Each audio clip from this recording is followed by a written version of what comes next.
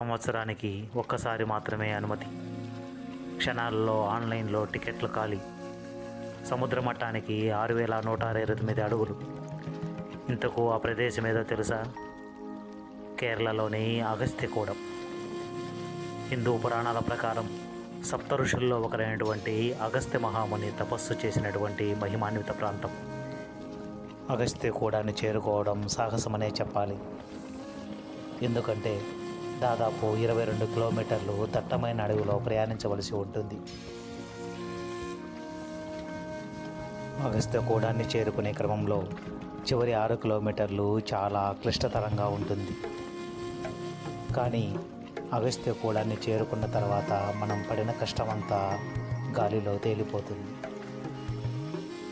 ఎప్పుడైనా అగస్త్యకూడాన్ని సందర్శించే అవకాశం మీకు వస్తే దాన్ని ఎట్టి పరిస్థితుల్లో వదులుకోవద్దు.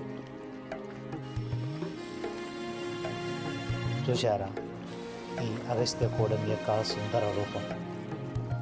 ఏదో స్వర్గంలో విహరిస్తున్నట్టు ఉంది కదా.